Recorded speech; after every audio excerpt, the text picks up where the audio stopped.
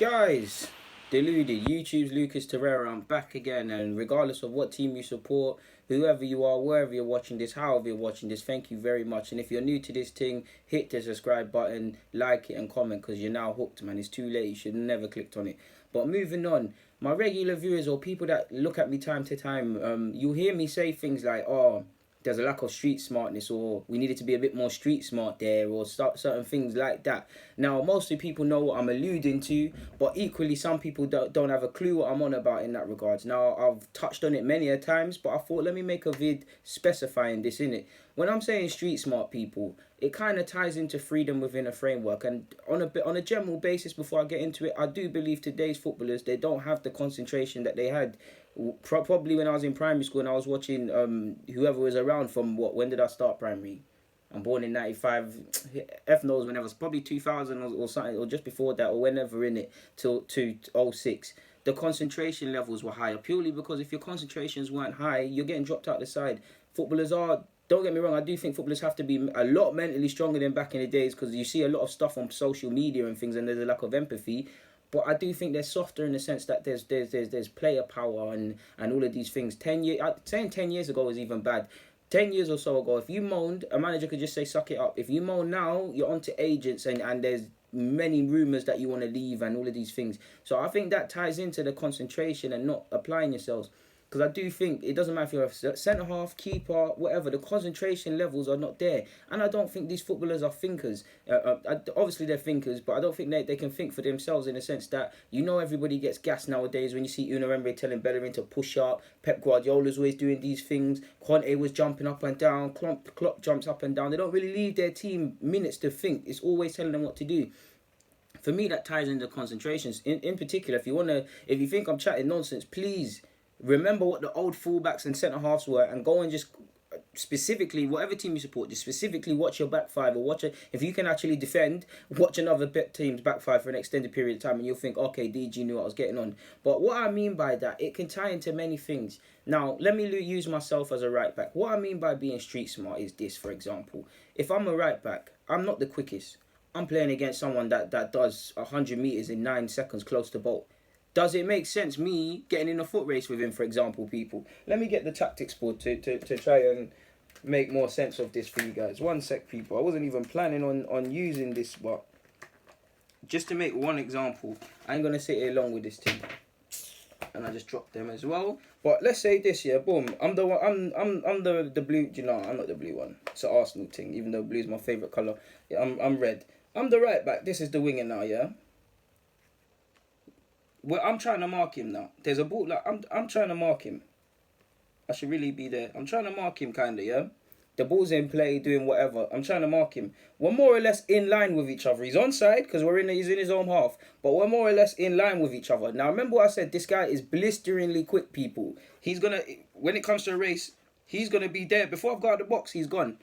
Does that make sense? Me playing that high line against him 1v1, or obviously you have to liaise with your defenders. You say to your centre halves, "Alright, let's double up on." You either say to your winger, you have many options. This is what I call being street smart. You either say to your winger, "Alright, I'm having a bad game here, bro. Can you help me out? Let's double up on him." The winger now marks him. You can drop off a couple yards. So when the ball comes in, the winger has to follow him and engage with him. If he gets past him, cool, you have more of a chance because you dropped off. These are the sort of things. And again, it ties into being street smart. Let's focus just on the winger, people. Like I said, same example. I'm not the fullback anymore. The fullback is being. This guy is being killed in it. We've seen. Insert your examples. He's being stressed. The guy is dribbling, passing there. He's taking him down the line. He's 1-2 in passing. He's doing everything in it.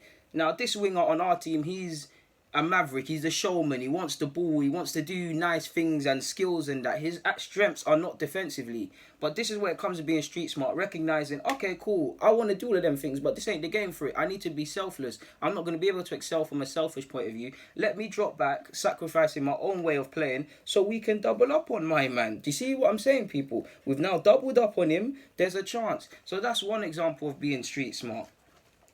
I don't want to keep using the tactics board because I think it's self-explanatory, but boom, back four now.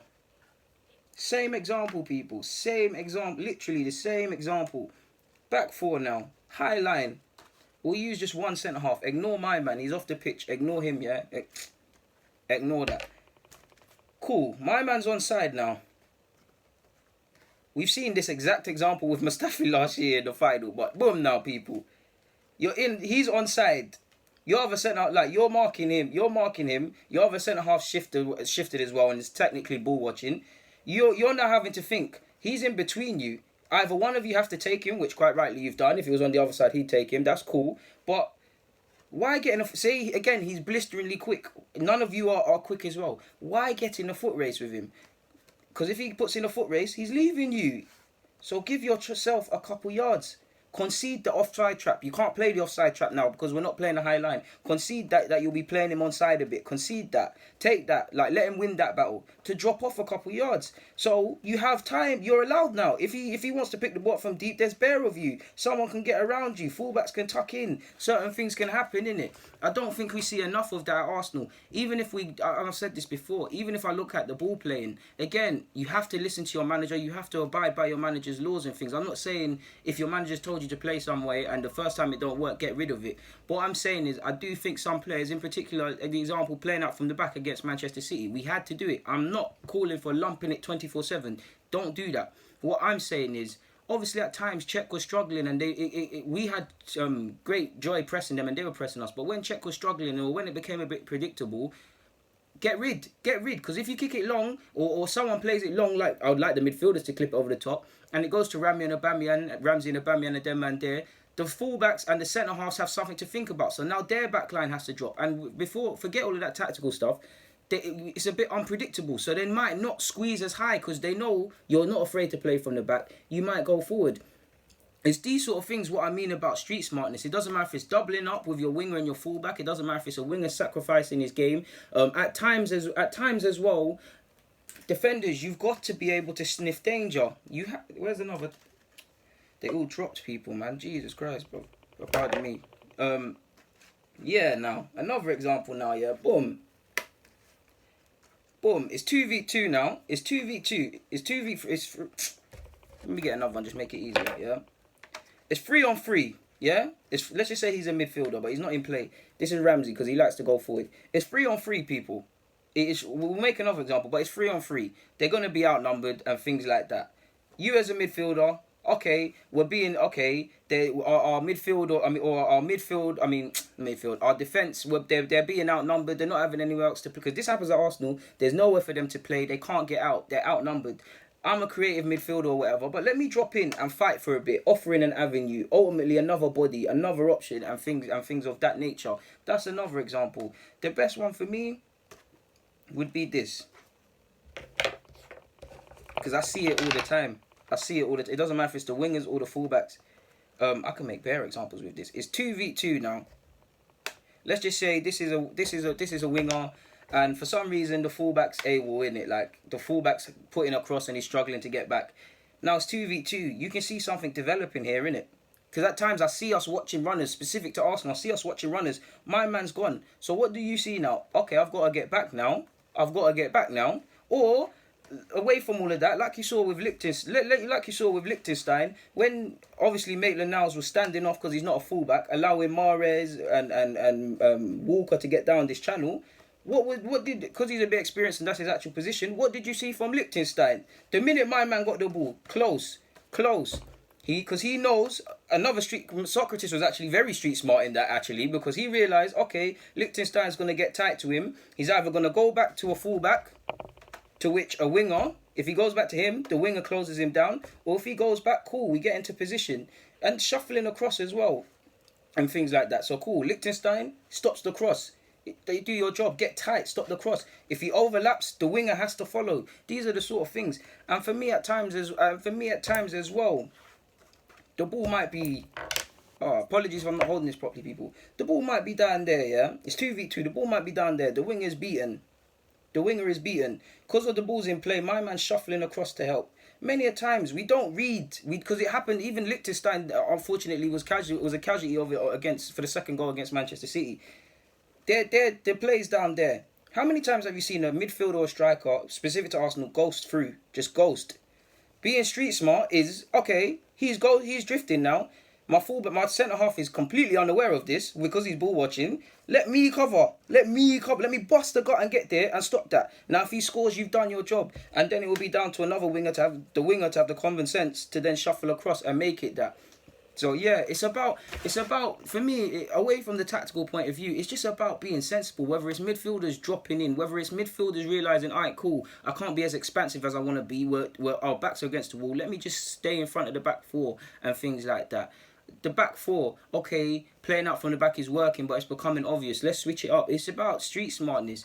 Like, necessary for me, I honestly believe the best footballers are the ones that make the right decisions time and time again, because it's hard to make the right decisions. The hardest thing to do is to make the right decision. It doesn't matter if it's a pass in the final third or a tackle. The hardest thing, and that's what makes players the best. That's what makes, away from Messi's dazzling dribbling and goal scoring ability and all of these things, he makes the right decisions and makes them quickly. Even many, in fact, not even away from the world class players. Do you know how many players that are not physically strong, mad quick, average technical ability that really shouldn't be footballers? Do you know how they're footballers? Because they make the right decisions. If they're in midfield, they know when to tackle, when to press, when to drop off. It's about thinking. Like, it's a thinker's game. This is what I mean by street smartness. It doesn't matter if it's doubling up, strikers dropping or whatever, or in fact even strikers recognizing that there's a certain ball on. They might be, I don't know, Liverpool, let's just say for example we're playing against Liverpool. Liverpool keep giving it to Van Dijk, and he keeps clipping the ball over the top in the right hand channel for Mane.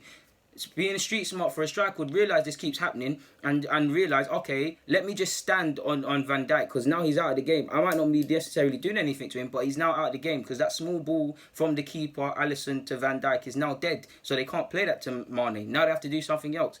It's about this. It's the thing between your legs. Your head. How can it be between your legs? That's the wrong thing. The thing between your heads, people, your brain. So yeah, bro. Like, that's honestly what I believe, people. Like, it's just doing simple stuff. Because I had to do this in Sunday League. Like, nobody had to tell me these things. And if they had to, my coach Darren, you're getting subbed. You're not playing, in it. So I hope I've cleared this one up, guys. Deluded. Get in the comments, subscribe, and do the rest. I'm out.